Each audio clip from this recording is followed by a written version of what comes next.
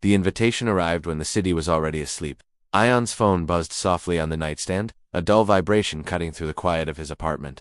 He reached for it without urgency, expecting nothing more than another work email or a forgotten group chat notification. But the moment the screen lit up, his thumb froze. A rooftop celebration. Saturday night, hosted by people who once knew him too well. He stared at the message longer than necessary, the blue glow reflecting faintly in his eyes. It had been over a year since he'd heard those names together. A year since he'd carefully folded that chapter of his life and pushed it into a place he never visited anymore, or so he told himself. His first instinct was simply ignore it. Lock the phone, turn over sleep, but sleep didn't come. He lay on his back, eyes fixed on the ceiling fan, slowly circling above him, the past quietly clearing its throat in his mind. He hadn't seen Zara in more than 12 months. No dramatic breakup, no final argument. Just distance that grew until it became permanent silence. Space, she had called it. He remembered the night she'd said it, her voice calm, almost rehearsed. I just need space, Ion. I feel overwhelmed. He'd nodded, pretending to understand, pretending it didn't feel like something precious slipping through his fingers. Space turned into days of unanswered messages. Days turned into weeks of one-word replies. Then nothing at all. He rolled onto his side, phone still warm in his hand. The invitation felt heavier now, as if it carried more than just a party. It carried unfinished sentences, swallowed questions. Nights he spent staring at his phone, waiting for a reply that never came. He told himself he was past it. He had rebuilt his routine carefully. Early mornings, focused work, evenings that ended without checking his phone for her name. He'd learned how to live without the noise she left behind. So why did a simple invitation make his chest tighten? He closed his eyes, and memories surfaced uninvited. Zara sitting across from him at a cafe, scrolling while he talked. Zara canceling plans last minute with vague excuses. Zara smiling at her phone in a way she hadn't smiled at him in months. He remembered asking, gently at first, then with quiet desperation, is everything okay between us? Her answer had always been the same. You're overthinking. Maybe he had, or maybe he'd just been paying attention. Ion sat up slowly, running a hand through his hair. He checked the time, 11:47 p.m. The city outside his window hummed faintly, alive even when pretending to rest. Somewhere out there, people were already planning outfits, rehearsing smiles, preparing to pretend. He exhaled and opened the invitation again. He didn't want closure. That word felt too dramatic, too heavy for something that had ended so quietly. What he wanted was simpler and harder. He wanted proof.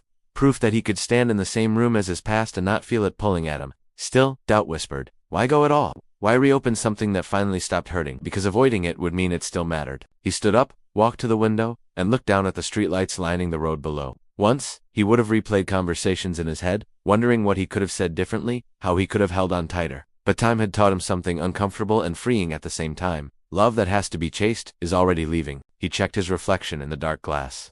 The man staring back at him looked steadier than the one she had walked away from. Less hopeful, perhaps, but stronger. Ion moved with quiet decision. He went to his wardrobe, fingers brushing past shirts, until he chose something simple, understated. No effort to impress, no armor either, just himself. As he dressed, his thoughts settled. Not numb. He wasn't going there to see her. He wasn't going there to prove anything to anyone else. He was going to prove something to himself. Standing in front of the mirror, he adjusted his collar and held his own gaze. For a moment, he almost smiled, not out of confidence, but recognition.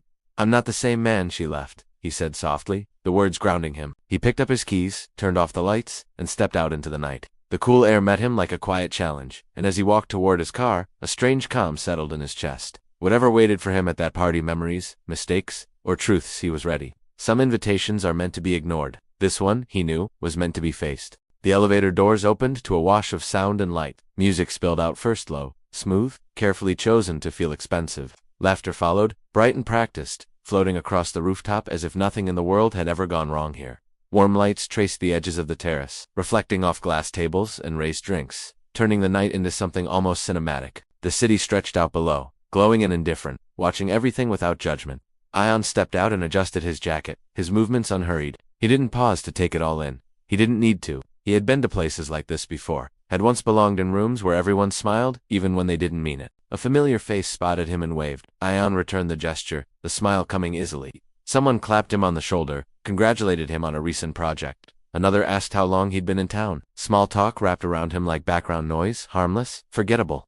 He nodded, laughed at the right moments, his voice steady, relaxed. From the outside he looked comfortable, settled. But as he moved deeper into the party, he felt it's a subtle shift. Conversations lowering a fraction as he passed, eyes flicking toward him, then away. It wasn't obvious enough to call out, but it was there, brushing against his awareness like a draft through an open door. He felt watched, not with hostility, with curiosity, as if his presence had reminded people of a story they all half remembered but never discussed out loud. Ion reached for a drink from the bar, more out of habit than desire. The glass felt cool in his hand. Grounding? He took a slow sip and scanned the crowd, telling himself it didn't matter who was here or who wasn't. That was when he saw her. Zara stood near the far side of the rooftop, close to the glass railing, city lights framing her like a backdrop. For a moment, everything else blurred: the music, the laughter, the motion of bodies shifting around him. His eyes found her without effort, as if they'd been trained to do so once and never quite forgotten.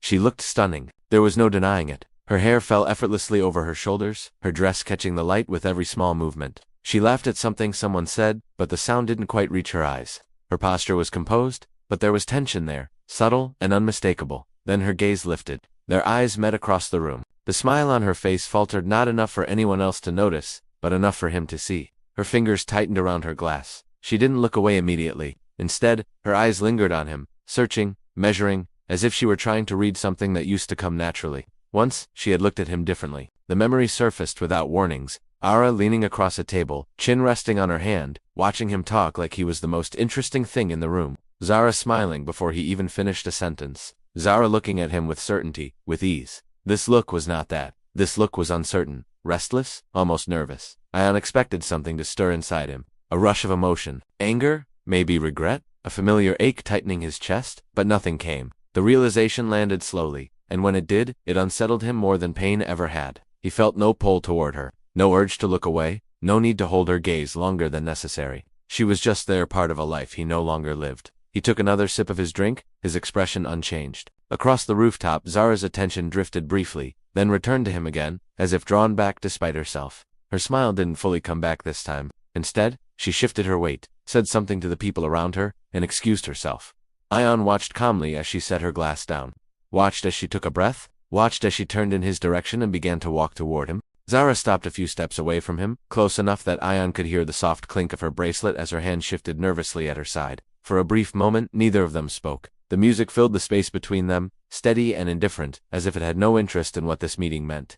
Then she smiled. It was the same smile, he remembered, slightly crooked, practiced over years, but it arrived a second too late, like she'd had to remind herself to use it. Ion, she said, letting out a light laugh that didn't quite land. I didn't know you were coming. He returned the smile politely, restrained. Neither did I, until tonight. A small pause followed, an awkward one, the kind that used to make him reach for words to fill it. This time, he didn't. She shifted her weight, glancing briefly over his shoulder before looking back at him. You look good, she said. Different. Thank you, he replied simply. Another pause. Her fingers tightened around the stem of her glass. I wasn't sure if you'd want to come, she continued, trying again, her tone casual but careful. Given everything. He met her eyes. It's just a party. The words were neutral, but they landed heavier than he intended. Zara blinked, absorbing them. Right, she said quickly, laughing again. Of course. I didn't mean it like that. She took a sip of her drink, buying herself time. Do you remember that night we all came up here after work? You spilled coffee on your shirt and pretended it was a design choice? Ion nodded faintly. I remember. She smiled wider, encouraged. You were so convinced you could talk your way out of anything back then. Sometimes I did, he said. Her smile faltered, just a little. She tried another memory, then another, shared jokes, familiar moments, fragments of a history she was clearly hoping would soften the space between them. Each one landed, acknowledged, and passed without resistance. Ion listened. He didn't interrupt. He didn't correct her version of events. He didn't lean in. He simply stayed where he was. The calm unsettled her. She had come prepared for something else, coldness maybe, or restrained anger. Even indifference would have been easier to work with if it carried an edge. This didn't. You've been quiet, she said at last, tilting her head. Is that okay? It's fine, he replied. I'm just listening. Her eyes searched his face, trying to find something familiar. You always used to talk more than this. He smiled again, brief and unreadable. People change. The words hung between them, undeniable. She hesitated, then sighed softly, the casual tone slipping for just a second. I didn't think we'd end the way we did, she said. I mean, everything just stopped. Ion's gaze didn't waver. It didn't stop suddenly. Her lips parted, as if to argue, then closed again. She looked away, nodding to herself. Well, she said, lifting her shoulders, life moves on, right? Yes, he agreed. She straightened, regaining her composure. I'm actually here with someone, she added carefully. My partner. He couldn't make it tonight, but she trailed off, watching him closely. Ion's expression didn't change. He gave a small nod. I hope he's well. That was it. No tension in his jaw. No sharp breath. No flicker of jealousy. Just acceptance. Something shifted behind her eyes. The ease she'd walked in with had vanished, replaced by something tighter, more uncertain. She took another sip of her drink, slower this time, as if recalibrating. This wasn't how she'd imagined it. She had expected emotion, any emotion, something she could push against, something she could still influence. Instead, she was standing in front of someone who no longer reacted the way she remembered. And for the first time since she'd approached him, Zara realized she was no longer guiding the conversation. She was losing control of it. The noise of the party softened as they drifted toward a quieter corner of the rooftop, away from the bar and the clusters of laughter. The city hummed below them, distant and detached, while a thin line of lights traced the edge of the terrace. Here, the music felt muted, like it respected the space they were standing in. Zara leaned against the railing, exhaling slowly. "I didn't think," she began, then stopped, as if choosing her words more carefully. "I didn't think you'd move on so easily." Ion didn't respond right away. He rested his forearms lightly against the glass barrier, his posture relaxed, his gaze fixed somewhere beyond the skyline.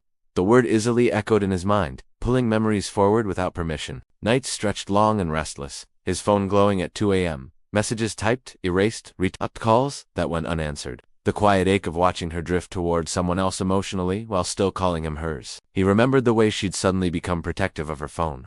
The way she'd smile at messages she never explained. The way he'd felt himself becoming optional in his own relationship. Easy had never been part of it. He said nothing. Zara glanced at him, waiting for a reaction, something to push against, something to justify what she was about to say. When none came, she straightened, her voice lowering. "I really thought you'd be angry," she admitted. "Or hurt, I don't know, something." Ion turned slightly toward her then, his expression composed. "I was," he said quietly. The simplicity of the admission caught her off guard. She opened her mouth, then closed it again. "But that phase passed," he added. She looked down at her hands. "I didn't feel secure," she said after a moment. "With us, with myself." Her words came slower now, stripped of humor and deflection. "I started feeling replaceable, like if I disappeared, nothing would change." He remembered how often he'd reassured her, how many times he'd chosen patience over confrontation, understanding over doubt. He remembered believing love meant staying quiet when something felt wrong. She continued, the confession gaining momentum. "There were people who noticed me, who listened, who made me feel wanted." Her voice wavered. "I didn't plan for it to happen. It just did." Ion finally met her eyes. It hadn't just happened. It had been built choice by choice, moment by moment, each decision made easier by his silence. Still, he didn't say it. He let the truth sit there, heavy and unspoken, because he knew something now that he hadn't known then. Accusations were easy. Restraint took strength. Zara swallowed. "I never meant to hurt you." He nodded once. "I know." The response surprised her more than anger would have. "But intentions don't erase impact," he added, his voice calm, steady. She pressed her lips together, blinking rapidly. The vulnerability in her expression was real now, unguarded. "Seeing you tonight," she said softly, "it made me realize how much I lost." Ion didn't correct her. He didn't remind her that loss only mattered once it was felt. He simply stood there, grounded, present, no longer carrying the weight she had left behind. The silence between them stretched not, uncomfortable but revealing. In it, Zara shifted closer, the distance narrowing in a way that felt less accidental than she pretended. Too close. Close enough to blur the line between confession and something else. Ion noticed it immediately, and so did she. The music shifted almost imperceptibly, sliding into something slower, heavier. The laughter that had once filled the rooftop dulled into background noise, as if the party itself sensed the change and leaned in. The lights above softened, casting longer shadows across faces and glass, turning the air intimate in a way that felt unearned. Ion noticed it, not because it mattered to him, but because everything suddenly felt closer. The city lights below flickered like distant witnesses. Zara's composure was unraveling. The drink in her hand was nearly empty now, her movements less precise, her emotions less contained. Regret clung to her in ways no perfume could hide, mixing with jealousy she hadn't admitted even to herself. She glanced around, then back at him, as if confirming that this moment still belonged to them. "I made a mistake," she said quietly. The words were simple, almost fragile. They hung between them, waiting to be caught. Ion didn't rush to fill the silence. He didn't ask which mistake she meant, or when she realized it. He didn't need to. He had already lived the consequences of it. "I know," he replied. There was no bitterness in his voice. No hope either. Zara's breath hitched slightly. She had expected resistance questions, accusations, something that would validate the weight of what she was saying. Instead, his calm seemed to absorb her confession without changing shape. She mistook that stillness for something else. "You don't have to pretend you're okay," she said, stepping a little closer. "I can see it. You're still you. You always were." Ion held her gaze, steady and unguarded. If she had looked closely enough, she would have seen the difference. But she was looking for the man she remembered, not the one standing in front of her. Around them, conversations faltered. A few glances lingered longer than politeness allowed. Someone paused mid-laugh. The tension had become visible now, stretching thin and electric, the kind people sense before they understand. Zara lowered her voice. "I thought about you," she said. "More than I should have." He didn't flinch. He didn't lean in.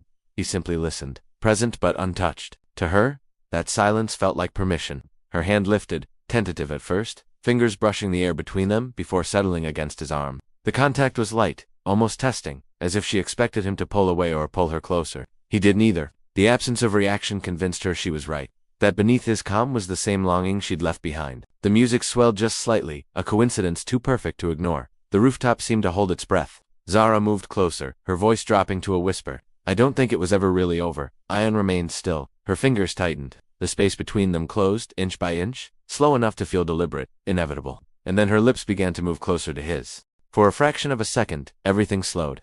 The music dulled into a distant hum. The city lights blurred at the edges, and the space between them seemed to stretch and shrink at the same time. Zara's face was close enough now that Ayan could see the uncertainty flicker in her eyes.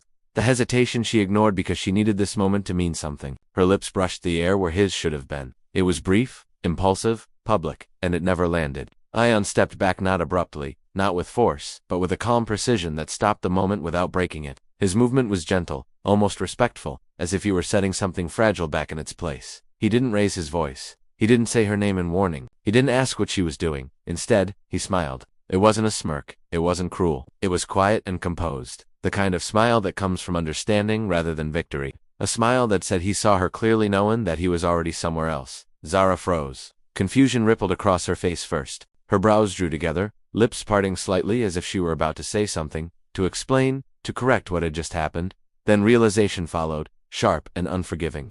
This wasn't rejection born of anger. This was detachment. Around them, the rooftop had gone unnaturally still. Conversations stopped mid-sentence. A few people stared openly now, their curiosity no longer disguised. Someone shifted uncomfortably. Someone else looked away, suddenly aware they were witnessing something private unravel in public. Zara's hand hovered in the space he'd stepped out of. Empty. The smile remained on Ayan's face just long enough to land. Then it softened, faded, replaced by something almost kind. "Take care," he said quietly. That was all. He turned and walked away, his steps unhurried, his posture steady. He didn't look back. He didn't need to. Behind him, Zara stood rooted to the spot, heat rising in her face as the weight of the moment crashed down on her. The attention she had once craved now felt unbearable. Her confession, her reach, her mistake exposed without a single word spoken against her. Ayan moved through the crowd as if nothing had happened, the noise slowly returning around him, awkward and unsure. Laughter resumed too quickly. Music filled the gaps where silence had been. But the damage had already been done. The absence of a scene spoke louder than any confrontation ever could, and the silence he left behind echoed long after he was gone. The elevator doors closed behind Ayan with a soft, final sound, sealing the rooftop and everything it held above him. As the cabin began its slow descent, he released a breath he hadn't realized he was holding. It left his chest easily, unforced, as if his body finally understood there was nothing left to brace for.